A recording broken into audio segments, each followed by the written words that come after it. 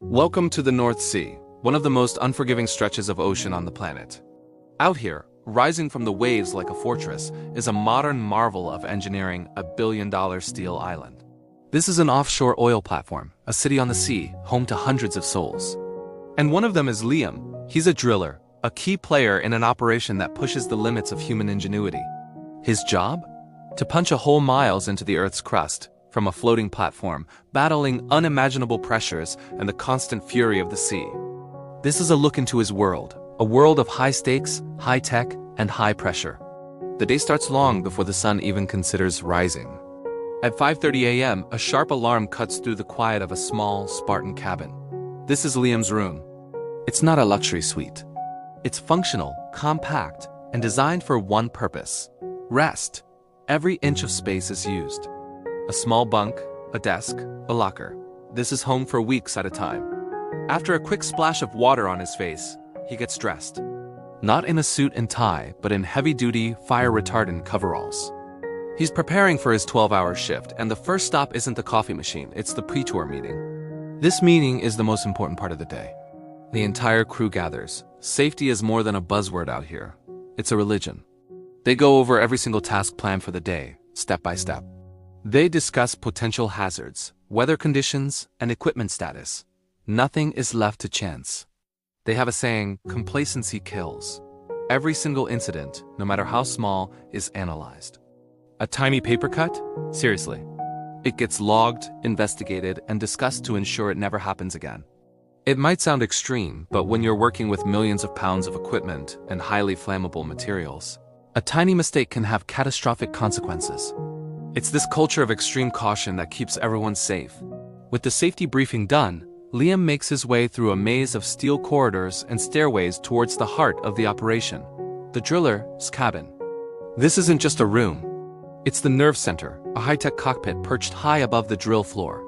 Stepping inside, you're hit with a sensory overload. Banks of monitors display a dizzying array of data streams, charts, and live camera feeds. The chair he sits in looks like something from a sci-fi movie, surrounded by joysticks, buttons, and switches. This is his domain. From this single chair, Liam controls a multi-million-dollar drilling operation, happening thousands of feet below the seabed. So what's actually happening? Imagine you're trying to thread a needle from the top of a skyscraper in a high wind, where the needle is miles long. That's kind of what he's doing. He's controlling the drill string, a series of connected pipes stretching down to the ocean floor and then deep into the earth.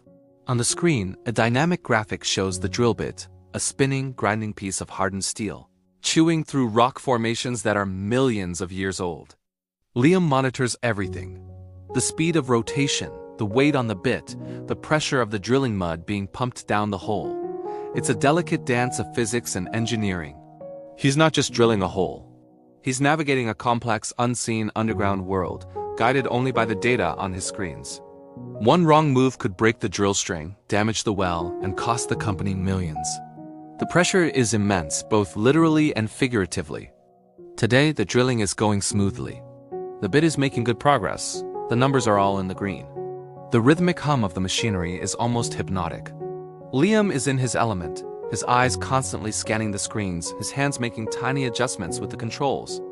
It's a state of focused calm that only comes with years of experience.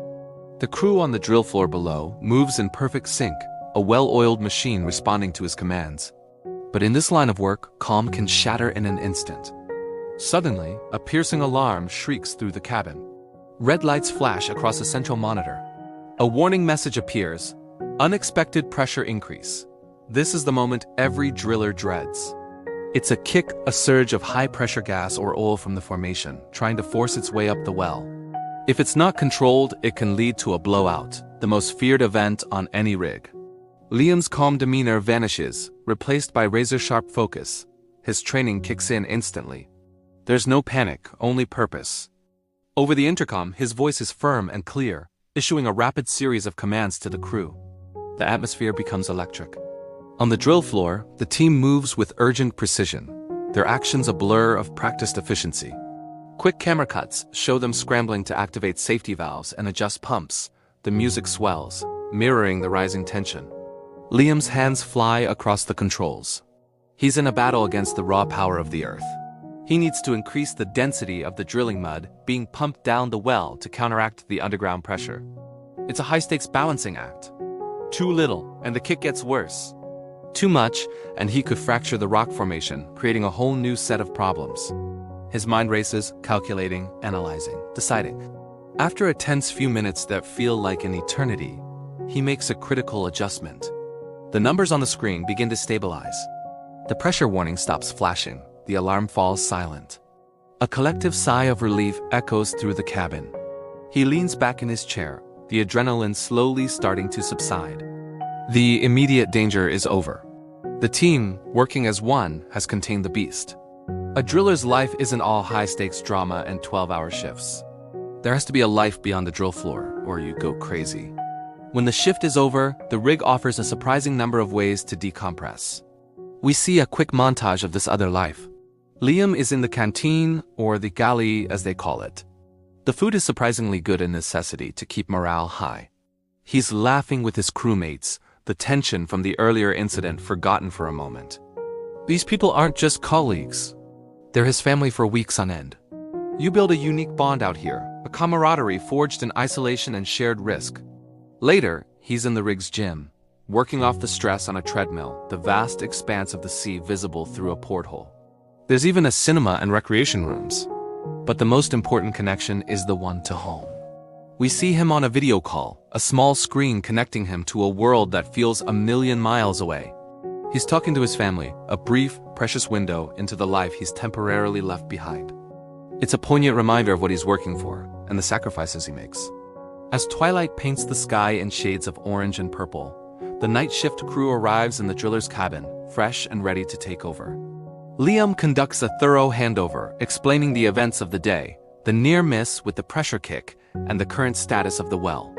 Every detail is crucial for a seamless transition. Once he's satisfied that the new driller is fully up to speed, his long day is finally done. Exhaustion is etched on his face, but there's a glint of satisfaction in his eyes. He makes the long walk back to his small cabin, the rhythmic clang of his boots on the steel deck, a familiar sound. He doesn't go straight to bed. Instead, he stands by the porthole, looking out at the dark, churning sea, now just a black void stretching to the horizon. In this moment of quiet reflection, we hear his thoughts. He talks about the immense challenge of the job, the constant pressure, and the feeling of being so far from everything and everyone he loves. But he also speaks of the immense pride he feels. He's part of a team doing something extraordinary, harvesting the energy that powers our world. There's a profound sense of accomplishment in taming the wild forces of nature, in solving complex problems in real time. It's a tough life, a demanding life, but for him, it's a rewarding one. As the camera pulls back, showing the rig as a tiny, brightly lit island of human endeavor in a vast, dark ocean, you understand. This isn't just a job. It's a calling. Thanks for watching our deep dive into the life of an offshore driller. If you found this journey into one of the world's toughest jobs fascinating, make sure to hit that like button and subscribe for more stories from the edge of engineering and human endurance. Let us know in the comments what other incredible jobs you'd like us to explore next.